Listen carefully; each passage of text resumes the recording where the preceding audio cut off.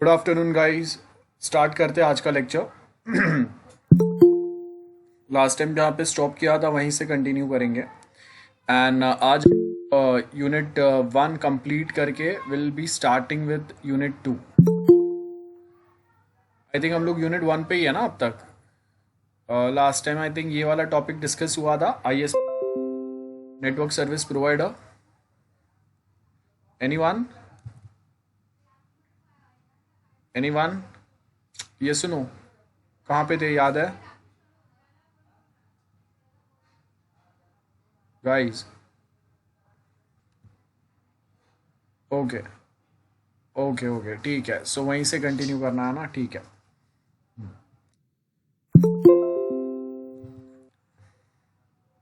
So as you can read here, cyber world, that is our topic. So यहाँ पे आपको mainly वही है, हम लोगों ने जो रूल्स है या लॉ है वो हम लोगों ने देखा था, और उसके कंपैरिजन में इंडिया में हम लोग है वो हम लोगों ने समझा था। तो as you can see in section 1 and of IT Act has provided that the act applies also to an offense or contravention under the committed outside India by any person। अब यहाँ पे क्या है, इंडिया में देखो एक IPC करके provision होता है, इंडियन पीनल कोड। अब IPC क्या है, इट अप्लाइज ऑन इंडिया, ठीक है। लॉ टर्म में इंडिया का मतलब क्या होता है, ध्यान से सुनो गाइस। IPC जो है वो इंडिया के ऊपर अप्लाई होता है, और नॉर्मली हम लोग जो इंडिया देखते हैं, लाइक अगर मैं देखता हूँ कि ओके हम लोगों को इंडिया का जो फिजिकल मैप दिखता है वो इंडिया नहीं है। As per the law term जहाँ पे इंडियंस रहते हैं वो इंडिया है। गेटिंग? अगर कोई एक इंडियन चाइना में रहता है दैट इज इंडिया, कोई एक US में रहता है, ऑस्ट्रेलिया में रहता है, न्यूजीलैंड में रहता है, दैट इज इंडिया। तो अगर वहां पे उसके ऊपर अगर कोई क्राइम अटेम्प्ट होता है तो with respect to IPC Indian penal code that person can file a case. IPC कब अप्लाई होगा, जब कोई एक इंडियन सिटीजन रह रहा है और वहां पे उसके ऊपर अगर कोई क्राइम होता है तो वो इंडियन तो वो as per the Indian citizen उसके कुछ राइट्स है, उसके बेस के ऊपर वो IPC के बेस के ऊपर केस फाइल कर सकता है। और सेम वे अगर कोई एक इंडियन सिटीजन ने अगर किसी के ऊपर कोई क्राइम किया है तो वो टाइम पे भी IPC के प्रोविजंस यूज करके हम लोग वो इंडियन सिटीजन को भी पनिश कर सकते हैं।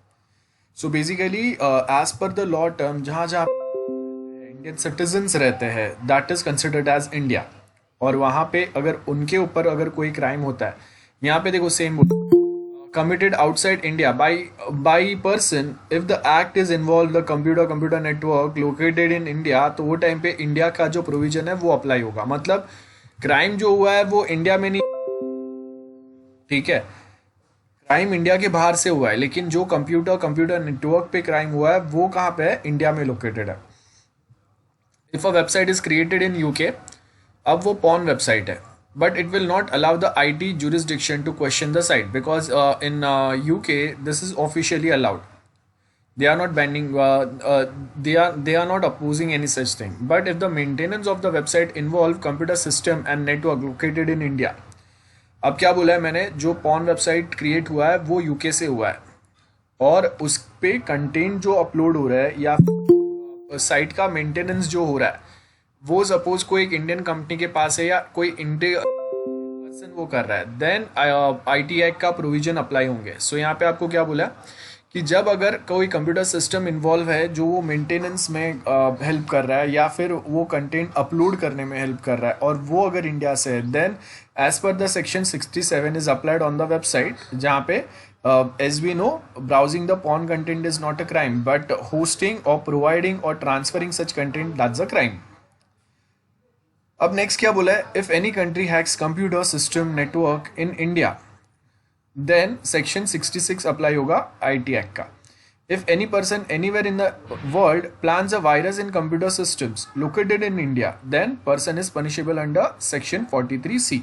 अब हम लोगों ने क्या देखा, सेक्शन 66 जो है उसमें भी हैकिंग आता है, 43 में भी हैकिंग आता है, लेकिन ज़्यादा स्ट्रिंजेंट, ज़्यादा हार्ड पनिशमेंट्स एंड पेनल्टीज किस में है, सेक्शन 43 के अंदर है। तो हम लोग क्या करते हैं, बहुत बार we try to apply section 43C on the cases जो हम लोग फाइल करेंगे। अगर नॉर्मल छोटा मोटा अगर कुछ प्रॉब्लम हुआ है तो वो टाइम पे सेक्शन 66 अप्लाई करके हम लोग एक छोटा सा केस फाइल करेंगे। लेकिन अगर एक टफ केस फाइल करना है then section 43C is applicable और that is one which is required. Then उसके आगे क्या बोला है, section 75 of IT act is only limited to those offences given therein and not to other offences under other laws.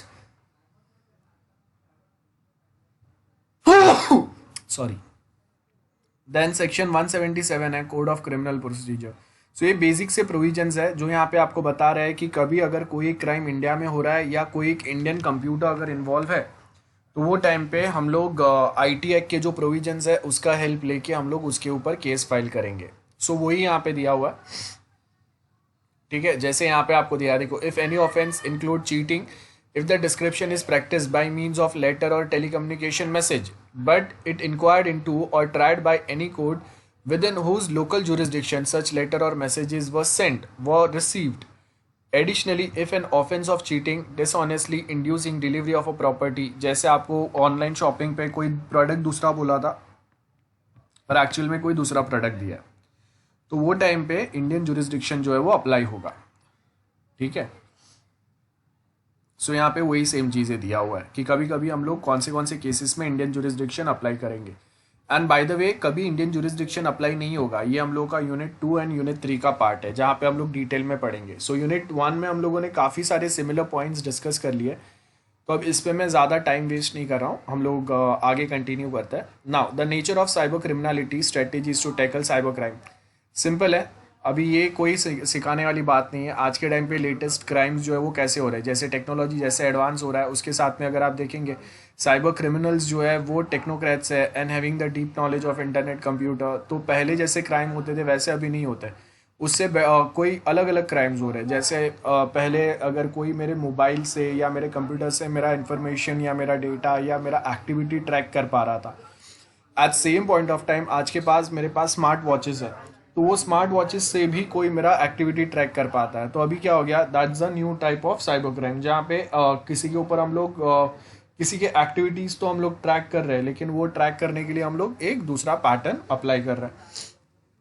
Cyber crime can be performed from any places, वही है। Cyber criminals are invisible, वही है। Cyber crime cause harm and injury, destroy website, ये सब हो सकता है, ये सब हम लोगों ने देखा है। Now cyber criminals are invisible, they can perform cyber crime at the same time in different countries. एक साथ बहुत सारे कंट्री में हो सकता है ये सेम पॉइंट्स। ओके, देन उसके बाद में अगर आप देखेंगे next is cyber tools are easily and freely available. आप एथिकल हैकिंग का एक कोर्स कर लो, आपको बहुत सारे टूल्स तो रेडी मिल जाएंगे टाइम पास करने के लिए, सो आप वो भी यूज़ कर सकते हैं। So that's one thing. So वही आपको पॉइंट्स दिए। अब यहाँ पे आपको क्या बोला है, deterrent law is the only strategy to tackle the cyber criminality. मतलब आज के टाइम पे अगर कोई इंटरनेट पे है ना किसी को गाली देता है, आप देख लो कि आपने देखा रहेगा कि बहुत सारे जो सेलिब्रिटीज़ होते हैं ना उनके अगेंस्ट बहुत सारे फेक वीडियोस बनते हैं, टाइम पास रूमर्स फैलाए जाते हैं, और ये सब किसके लिए रहता है, अपना अगर सपोज किसी का एक यूट्यूब चैनल है, एक फेसबुक पे या इंस्टा पे उन्होंने अपने, या फिर वो टिकटॉक टाइप कोई दूसरे एप्लीकेशन है उसके ऊपर अपने व्यूअर्स बढ़ाने के लिए, अपने फॉलोअर्स बढ़ाने के लिए, सो दैट उसमें से उनको प्रॉफिट हो सके, वो उसके लिए ऐसे बहुत सारे टैक्टिक्स, ऐसे ट्रेंड्स यूज़ करते हैं। अब वो ऐसा कर पा रहे हैं, उनको डर नहीं है। क्यों डर नहीं है? क्योंकि हम लोग के साइबर लॉ जो है वो इतने स्ट्रांग नहीं है। ज़्यादा से ज़्यादा क्या होगा, अगर मैंने कोई रूमर वाला वीडियो अगर बना दिया तो वो जो है सेलिब्रिटी या जो भी पर्सन है वो यूट्यूब पे कंप्लेंट डाल देगा, वो यूट्यूब मेरा वो वीडियो बैन कर देगा, ख़त्म हो गया, और कुछ हुआ नहीं हुआ। लेकिन उतने टाइम में जो लोगों ने मेरा वीडियो देखा वो कोई ना कोई मेरे चैनल को सब्सक्राइब कर लेंगे, और वो टाइम ड्यूरेशन में जितने लोगों ने मेरा वीडियो देखा है तो उसके ऊपर कुछ ना कुछ सपोज मेरा पैसा भी मिलेगा मुझे, ठीक है। सो यहाँ पे हम लोग क्या बात कर रहे हैं कि ये साइबर लॉ जो है वो इतने स्ट्रांग नहीं है अभी के लिए भी, कि जिससे लोगों को डर रहे कि अगर मैं व्हाट्सएप पे अगर किसी को परेशान कर रहा हूँ, फेसबुक पे किसी के फेक प्रोफाइल बना रहा हूँ, आप देख लो कि जो इंस्टा या ऐसे लोकेशंस पे या ट्विटर पे आप देखो, आपको कितने सारे फेक ट्विटर हैंडल्स मिलेंगे, अलग अलग सेलिब्रिटीज़ के नाम से लोग चलाते हैं। रिसेंटली ये केस भी आया था कि एक पर्सन ने, एक आईपीएस ऑफिसर था तमिलनाडु या आंध्र प्रदेश वो साइड का, आईएएस ऑफिसर था सॉरी, और वो ऑफिसर के नाम से एक ट्विटर हैंडल बनाया जाता है, और वो ट्विटर हैंडल पे they are basically requesting that areas public कि हम लोग के यहाँ पे रोड प्रॉपर नहीं है, जिसकी वजह से, मतलब गांव साइड पे रोड प्रॉपर नहीं है, जिसकी वजह से जो हॉस्पिटल्स में अगर किसी को, प्रेग्नेंट वीमेंस को या कोई अगर बीमार रहेंगे, एजड पर्सन को अगर लेके जाना है तो बहुत तकलीफ हो रहा है। और जो गवर्नमेंट है उनके साइड से अभी उतने ज़्यादा अमाउंट सैंक्शन नहीं हो पा रहे हैं, तो हम लोग अपने साइड से फंड्स, डोनेशन जमा करके वो रोड बनाने वाले हैं। अब ये रिक्वेस्ट जो है वो उनके लोकल पब्लिक को आता है एक ट्विटर हैंडल से, जिसके ऊपर नाम, फोटो, सारे आइडेंटिटी वहाँ के आईपीएस ऑफिसर के, आईएएस ऑफिसर के, उसके नाम पे बहुत सारे लोग डोनेशन देते भी है, और बाद में पता चलता है कि कोई तीसरा पर्सन ऐसा एक ट्विटर हैंडल चला रहा था।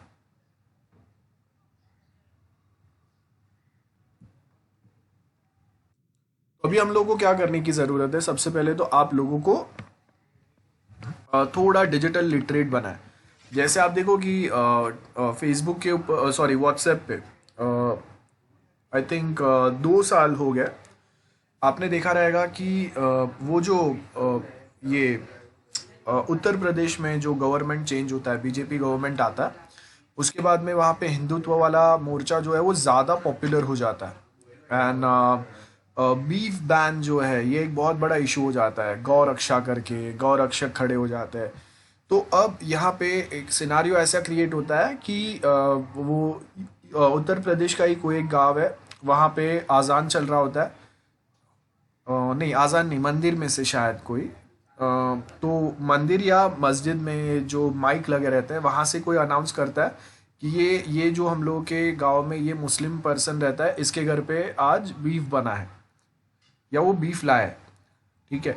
अब जो लोग हैं वो बिना सोचे समझे उसके घर पे जाते हैं, मारपीट करते हैं, और उसका मर्डर हो जाता है, और उसका फैमिली के दूसरे मेंबर्स जो रहते हैं उनको भी तकलीफ होता है, बहुत ज़्यादा प्रॉब्लम होता है। अब ये जो मैसेज है ये स्प्रेड कहाँ पे हो रहा है? एक तो माइक पे आ रहा है, और उसके साथ में ये वीडियो, ये मैसेज व्हाट्सएप पे स्प्रेड हो रहा है, ठीक है।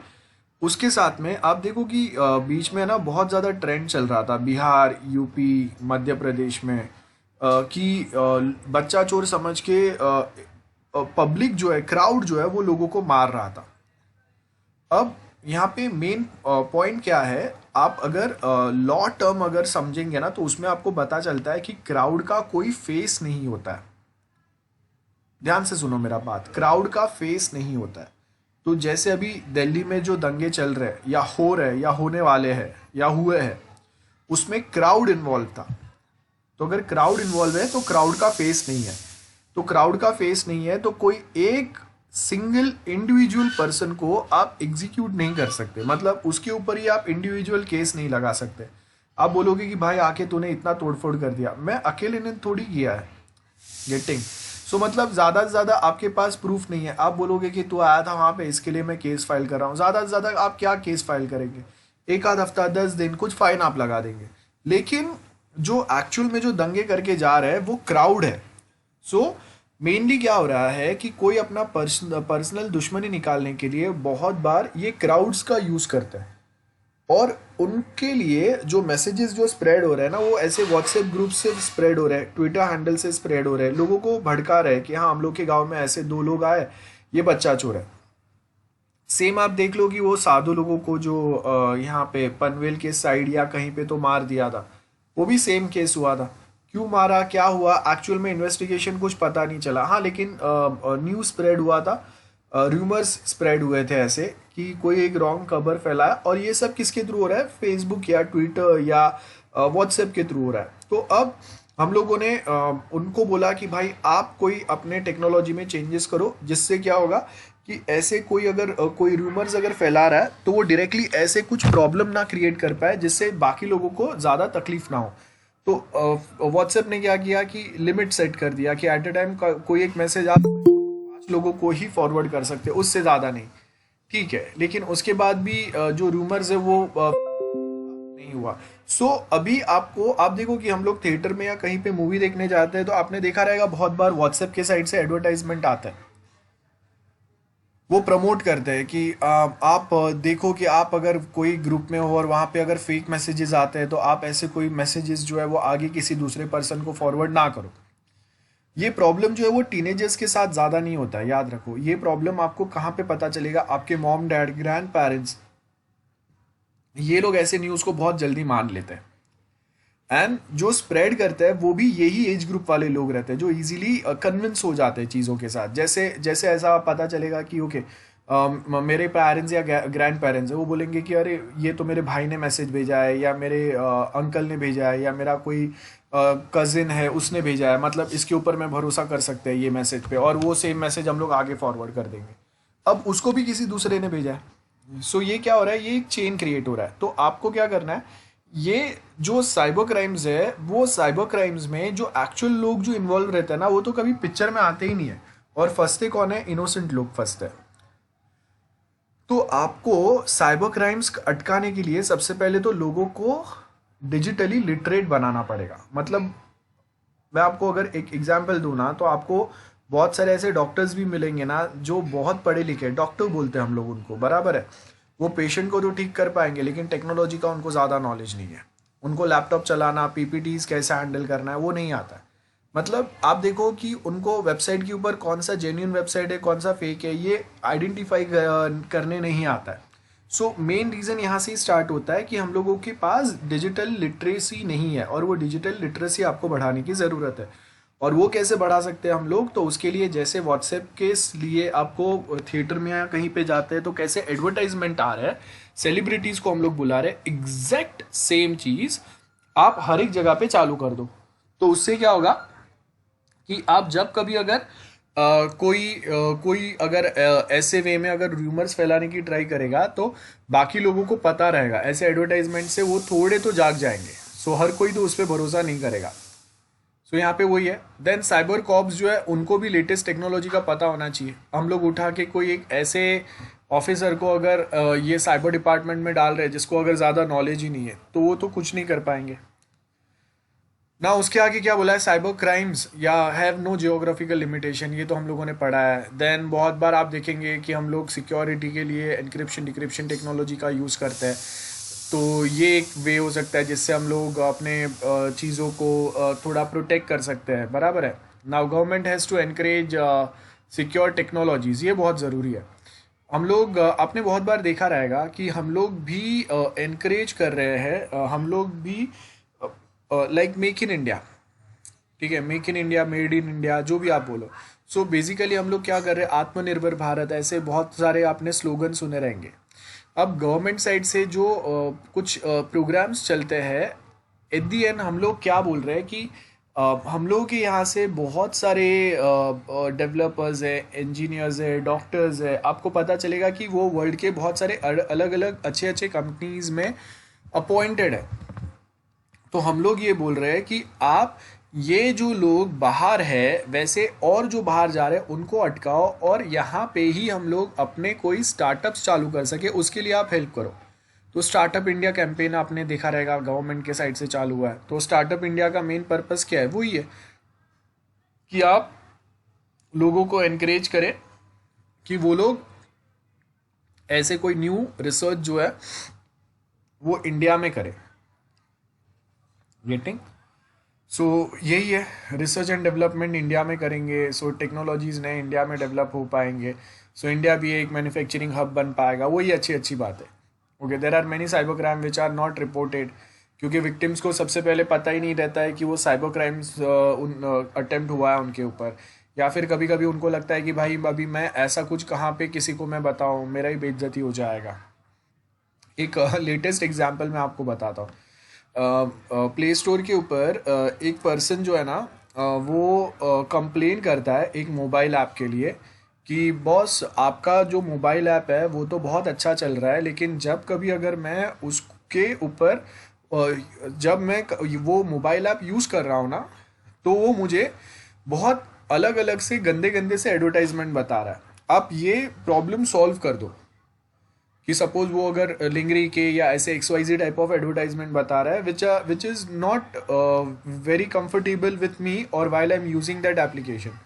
तो जो पर्सन है ना वो बोल रहा है कि भाई देखो, हम लोग अलग से कस्टमाइज ऐड किसी को नहीं देते। वो जो एड्स आते हैं ना वो आपका गूगल सर्च हिस्ट्री के ऊपर आते हैं। तो आपको अगर ऐसे ऐड दिख रहे हैं, इसका मतलब है कि आपने गूगल पे ऐसा कुछ सर्च किया था, उसकी वजह से आपको वो ऐड दिख रहे हैं। This is not the fault from our side और that is not the fault of our mobile app.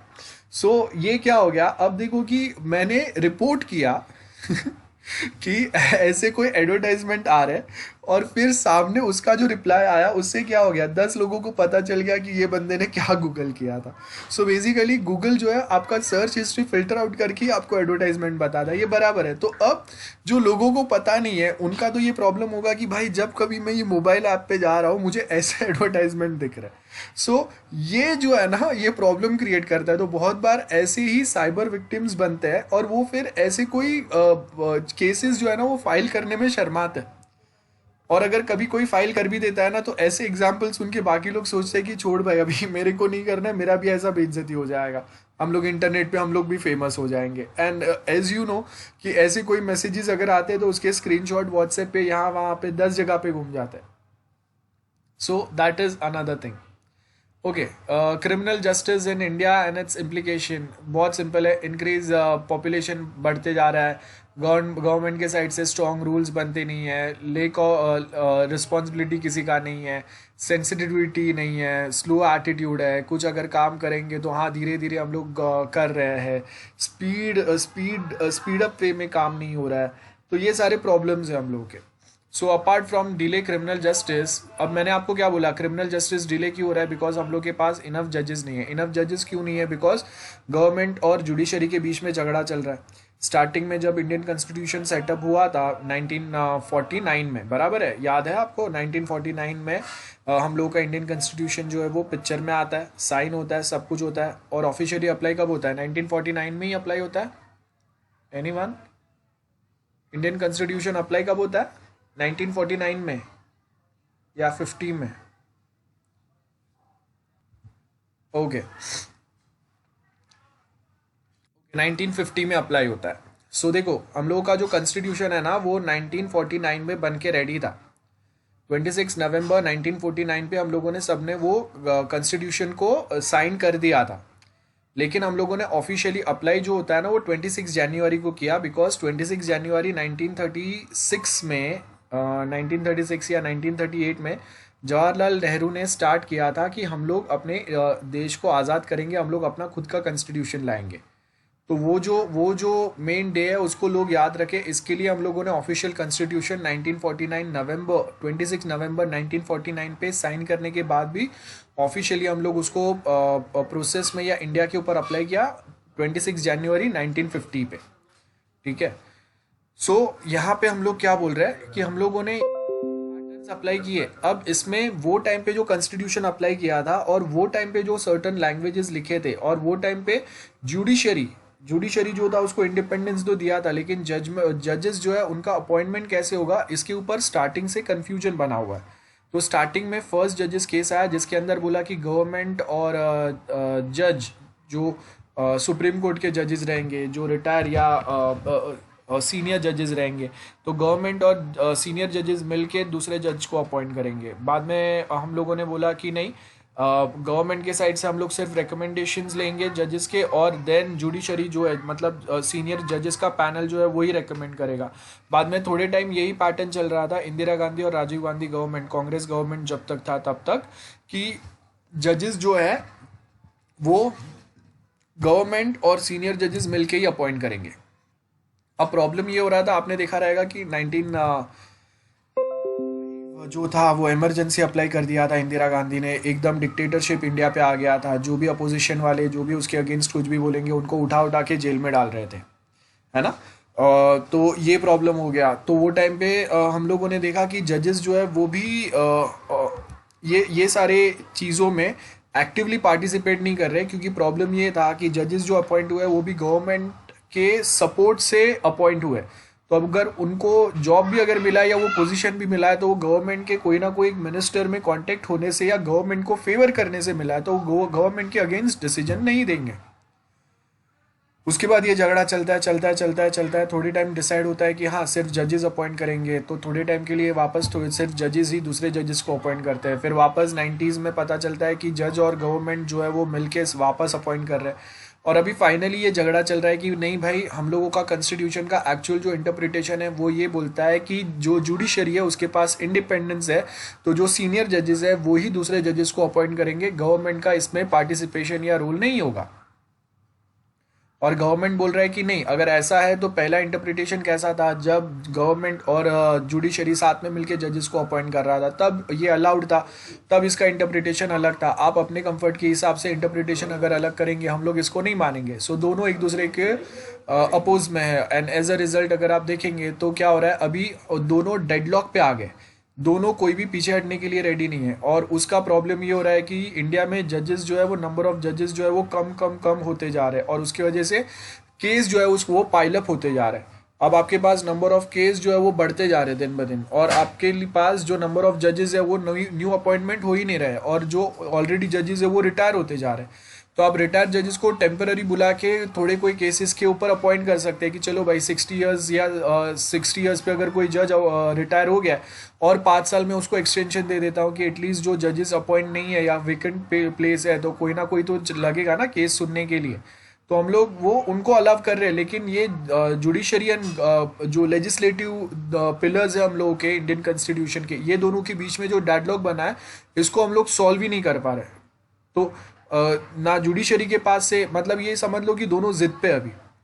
तो अब ये जिद कब खत्म होगा, या तो गवर्नमेंट चेंज होगा तब हो सकता है, या जुडिशरी थोड़ा बैकआउट कर ले या गवर्नमेंट बैकआउट कर ले, तो यही कुछ रास्ता है। और ये इसके ऊपर कोई अभी बोलने के लिए रेडी नहीं है। गेटिंग सो मतलब क्या होता है कि हम लोग अगर ये कुछ टॉपिक आते हैं तो ध्यान divert करने के लिए कोई दूसरे टॉपिक, कोई दूसरे न्यूज़ पिक्चर में आ जाता है। So I am not criticising any one, this is just a fact कि आपको अगर जब रियल कुछ चीज़ें अगर बताना है तो उसको छुपाने के लिए हम लोग और कुछ चीज़ लेके आते हैं। वो है अगर आ रहा है पिक्चर में तो उसको छुपाने के लिए और कुछ चीज़ लेके आ रहा है ना। सो लोगों का फोकस हटाते हैं और देन बैकग्राउंड में सिचुएशन वो का वो चलते रहता है। तो आज के टाइम पे भी वही है, इतना डिले हो ही रहा है। आप देख लो कि आपने रेयरली अभी न्यूज़ में सुना रहेगा कि ये डेडलॉक अभी भी चल रहा है, ठीक है। इंडिया चाइना भर भर के वो उनके क्या टेंशन चल रहे हैं, क्या प्रॉब्लम है भाई, क्यों सॉल्व नहीं हो रहा है, किसी को पता नहीं है। उन्होंने अपने बॉर्डर पे कहीं पे आ गए क्या, हम लोग उनके बॉर्डर पे गए, हम लोग तो नहीं है वो तो भूल ही जाओ, लेकिन अब वो क्या चल रहा है नहीं पता है। अब हमने ये देख लिया कि बजट आ गया, बजट में इतना कुछ बोल दिया, अब इसमें क्या इतना अच्छा बात बोला है और क्या बुरा बात बोला है आप देखेंगे तो ऐसा इतना अच्छा कोई बात नहीं है कि भाई मैं खुश हो गया, मेरे बहुत अच्छे दिन आ गए, ऐसा कुछ भी नहीं है, बकवास है। बट एक्चुअल चीज़ जो है वो लोगों के सामने आता नहीं है। सो ये इसको हम लोग बोलते हैं कि थिंकिंग को मॉडिफाई करना, मैनिपुलेट करना। गेटिंग अब बहुत बार someone will agree with me, someone might not agreed with me. So इसी को हम लोग बोलते हैं कि इंटरनेट और सोशल मीडिया का यूज़ करके हम लोग लोगों का थिंकिंग जो है उसको मैनिपुलेट करते हैं, एंड एज अ रिजल्ट आप वो ही सोचेंगे, वो ही समझेंगे जो आपको बताया जा रहा है, ठीक है। So that is the main mixture of IT and human psychology, जो आज के टाइम पे बेस्ट बैठता है, बेस्ट फिट होता है, जहाँ कहीं पे भी हम लोगों को ऐसे लोगों को इन्फ्लुएंस कर। यहाँ पे वही हम लोग बता रहे हैं कि जुडिशरी जो है वो कन्विक्शन रिजल्ट देने में या फिर जो क्राइम्स बढ़ रहे हैं उसमें कहीं ना कहीं हम लोग क्रिमिनल को इजीली हम लोग जस्टिफाई नहीं कर पाते हैं, या कहीं ना कहीं लूप होल्स उनको मिल जाते हैं और उसकी वजह से वो छूट जाते हैं। अब देखो कि हम लोग केसेस को इतना हम लोग जो लॉज है उनको इतने स्ट्रॉन्ग भी नहीं कर सकते कि हम लोग उनको कोई ज़्यादा चॉइस ना दे, क्योंकि प्रॉब्लम क्या होगा कि आप जब रूल्स को स्ट्रॉन्ग कर देंगे तो हाँ 10 क्रिमिनल जो है वो तो उनको तो फटाफट उनका जजमेंट आ जाएगा, लेकिन बाई चांस ऐसा हो सकता है कि कोई एक इनोसेंट पर्सन जो फंस गया था उसको अपना इनोसेंस प्रूव करने के लिए कोई सेकेंड चांस ही नहीं मिला। सो दोनों वे से अगर आप देखेंगे सो पॉइंट्स बराबर है। Judiciary should be strict against the grant of bail, but the bail cannot be denied as a matter of punishment. A useful principle regarding the law of a bail is bail, not jail. सो अगर कहीं ना कहीं कोई criminal को bell मिल रहा है तो हम लोग कुछ नहीं कर सकते। गरीब है, बेल नहीं ले सकता तो जेल में बैठेगा। अमीर है, आप देख लो कि संजय दत्त है, लालू प्रसाद है, सलमान है, आप देखो इतने बड़े बड़े कोई ना कोई केस चलते हैं, वो खुद ही आके अपने इमेजेस अच्छे कर देते हैं। जेल में वो रहता है, गिने चुने टाइम आपने देखा रहेगा वो जेल में जाता है, थोड़ी टाइम रहता है, जब कंडीशन उनके फेवर में नहीं है तो उनको जाना पड़ता है, वो बात अलग है। अदरवाइज बेल पे बाहर घूमते हैं, कहीं मूवी के कोई शूटिंग्स या कुछ करते रहेंगे। सो आप देखो कि जुडिशरी जो है ना वो बहुत ज़्यादा कहीं ना कहीं किसी को फेवर कर रहा है। सो वो हम लोग को सर्टन चेंजेस लाने की ज़रूरत है, और उसके लिए जुडिशरी को ज़्यादा इंडिपेंडेंस की ज़रूरत है जो उनको मिल नहीं पा रहा है। सो ये हम लोग के पॉइंट्स हैं। ताड़ा, ये तो जिसमें संजय दत्त गया था वो है, अभी तो हटा दिया हम लोगों ने, अभी तो ताड़ा वाला कुछ सिस्टम है नहीं। सो टेररिस्ट केस या ऐसा कुछ रहेगा तो वो टाइम पे ताड़ा के अंदर ही संजय दत्त को डाला था, और वो ऐसा केस था जिसमें बेल नहीं हो सकता। लेकिन फिर भी अगर आप देखेंगे this long restriction on granting the bail, तो स्टार्टिंग में उसको बेल नहीं मिला था, लेकिन बाद में बेल मिल गया। अब कैसे मिला, क्यों मिला, वो जाने दो, मिला, ठीक है। The trend towards deterrence by leaning towards convictions, strictness and grant of bail and legislative measure would have a serious implication on cyber crime. आप कोई भी बड़े आदमी को अगर हम लोग उठा के ला रहे हैं, आप उनको बेल दे दोगे, ख़त्म हो गया ना, उससे मतलब ही नहीं बन रहा है। मतलब जो विक्टिम है वो अगर मिडिल क्लास पर्सन है वो जेल में बैठेगा अगर उसने क्राइम किया है नहीं किया है, और अगर एक कोई एक बड़ा आदमी है जिसके कॉन्टेक्ट्स बहुत ज़्यादा है तो आप कुछ भी कर लो, आप उसको जेल में नहीं रख सकते। That is the main problem. So this is everything of unit 1. Now will start with unit 2. Do you have any doubts? Then let me know. Thank you everyone. So आप कभी अगर हम लोग कुछ डिस्कस करेंगे, कुछ पॉइंट्स अगर मैं भूल गया रहूँगा वो हम लोग देख पाएंगे, ओके। कुछ पॉइंट्स मिस आउट हो गए रहेंगे तो वो मैं आपको बता पाऊँगा। मैंने अटेंडेंस ये गूगल फॉर्म शेयर कर दिया, लेक्चर सुनते सुनते फॉर्म भी भर देना, अटेंडेंस भी भर देना, ओके। सो अभी आता है आपका यूनिट 1 कंप्लीट हो गया। इंटरनल्स में समझ लो कि आपका ये फर्स्ट 3 चैप्टर्स तो कंफर्म हम लोग ऐड कर देंगे, तो नेक्स्ट टाइम हम लोग के जो लेक्चर्स होंगे उसमें मैं ये 3rd चैप्टर कंप्लीट कर दूंगा, तो आपके फर्स्ट 3 चैप्टर्स रहेंगे इंटरनल्स के लिए। सो यूनिट 1 कंप्लीट, यूनिट 2 का 3rd चैप्टर, एंड अगर 4th कंप्लीट होता है तो 4th भी डाल देंगे हम लोग। सो उसके हिसाब से रेडी रहना। अब ये क्या बोल रहा है, कॉन्ट्रैक्ट्स इन इन्फोटेक वर्ल्ड। इन्फोटेक मतलब साइबर वर्ल्ड की बात कर रहे हैं हम लोग। अब मैं यहाँ पे डायरेक्टली आपको ये पॉइंट्स पे नहीं लेके जा रहा हूँ, मैं सिर्फ आपको एक सिंपल नोट्स बता रहा हूँ, वो देख लो। उसमें कॉन्ट्रैक्ट्स क्या होते हैं वो समझ लेते हैं हम लोग, बाद में ये चैप्टर हम लोग नेक्स्ट टाइम चालू करेंगे, ओके। सो ये जो नोट्स है ना, आप अगर देख तो ये नोट्स में देखो आपको यहाँ पे बहुत सारे पॉइंट्स दिए। अब ये पुराना नोट्स है, आई थिंक मैंने सीआर के साथ शेयर किया है। ध्रुव, ये नोट्स शेयर किए मैंने, पुराने नोट्स है, 6 यूनिट्स एक साथ है आईपीआर का। ये वाला पीडीएफ शेयर किया है क्या ध्रुव? ओके, नहीं है नोट्स, ठीक है। सो ओके, सो हम लोग एक काम करते हैं, सीआर के साथ में ये वाला नोट्स शेयर कर दूंगा। पेज नंबर 95 से आपको इसमें सर्टन चीज़ें पढ़ना है जो हम लोगों के यूनिट 2 में काम में आएगा, ठीक है। अब हम लोग के पास ज़्यादा टाइम बचा नहीं है तो आज के दिन में ये हो नहीं पाएगा। सो आज मैं यहाँ तक ही लेक्चर रखता हूँ। कुछ डाउट्स है तो पूछो अभी।